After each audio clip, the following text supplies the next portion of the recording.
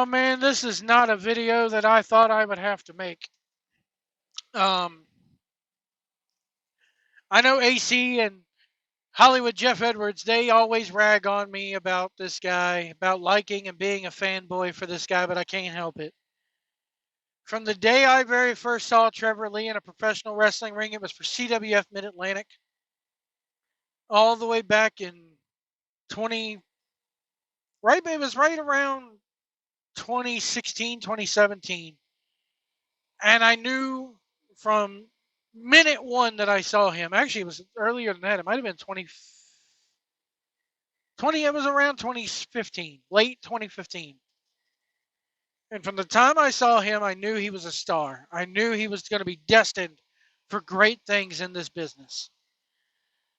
He had a title reign in CWF Mid-Atlantic that he pretty much had until he held that title for over 2 years. He faced everybody that came through and just phenomenal worker. He also went to PWG. I know he competed in Bola many a times, but I can only go off of what I saw from him.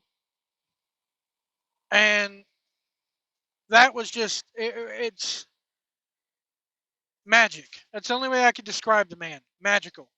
I've seen him wrestle sick. Literally, the day he fought Chip Day in their now infamous match in CWF Mid-Atlantic, he was sick to his stomach. He had the stomach flu. To the point where I saw him go to the concession stand, and Trevor, if you listen to this, I'm sorry, man. I'm speaking out of school here, but he went to his girlfriend, who was working the concession stand, handed her a $5 bill, and said, "Can you please go to the drugstore and get me some Imodium or something to to relax my stomach?" And then he proceeded with the stomach bug to go in there and have one hell of a match with Chip Day. I believe it was Chip Day.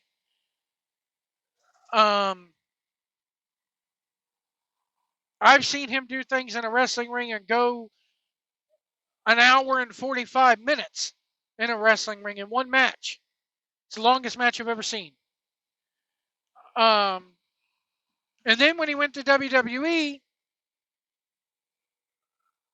and I mean this with it, but without any disrespect to Trevor, I said to myself, they're not going to know what to do with this man. They're not going to get him.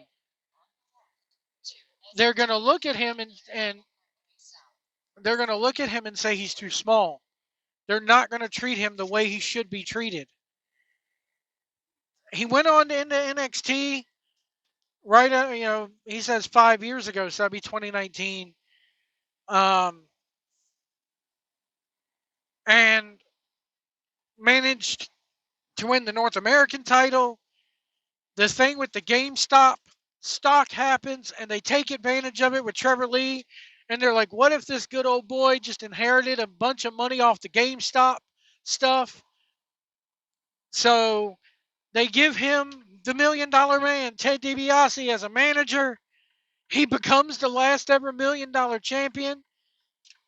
He also, during that tenure, became North American champion. So he did manage to hold a title or two while he was there, and had incredible matches while he was there.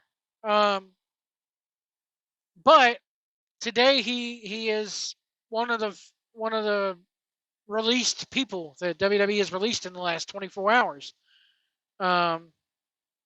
He released a video. It's out there. Go watch it. I invite you to go watch it. The man, and rightfully so, he's in tears. He's upset. You can tell he's emotional. And I would be too. If all I ever wanted to do was go to WWE, I get to WWE and then they do this to me. He even says it in the video, a fire has now been lit under his ass because all he wants to do is work. That's all he's ever wanted to do. He's a second generation talent. I look at it this way. Wherever he goes, they're lucky to have him. Me personally, and again, this is just me spitballing and me talking out of my ass. I hope he does not go to AEW because he'll get lost in the shuffle there, just like so many other AEW talent have just gotten lost and buried down there. TNA, he has history with TNA, and he's a former multi-time X Division champion. I feel like right now TNA, I can only imagine him versus Nick Nemeth, him versus Mustafa Ali, um, him versus Chris Bay.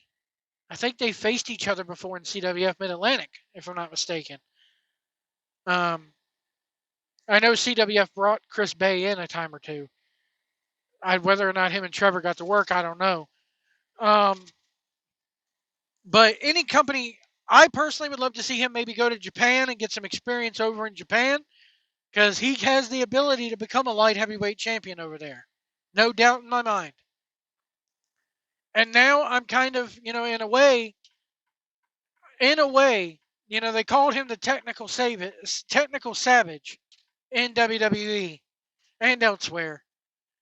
But the Carolina Caveman is back. And you're going to be seeing the Carolina Caveman in a way that I think you've never seen him before. So I'm sad to see him gone from his dream, but at the same time, I'm glad he's going to be able to get back to doing what he loves to do. The last match I saw him in was when the last time I believe SmackDown was in Charlotte. He wrestled Gunther in a dark match for the Intercontinental title. And Gunther gave him a lot during that match, and him and Gunther had one hell of a match. It went about 15 minutes, I believe. It was longer than I expected it to go.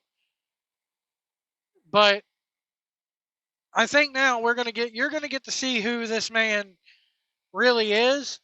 He's got that WWE rub under his belt now. He's got the world in front of him as far as professional wrestling goes. I just, all I could say is on July 22nd, the professional world better be watching out because this man's got a fire lit under his ass. And you're going to see what Trevor Lee is all about. Trevor, sorry that you got released. It's bad luck. It's a real damn shame. It's their loss, man. It is their loss. No doubt about it.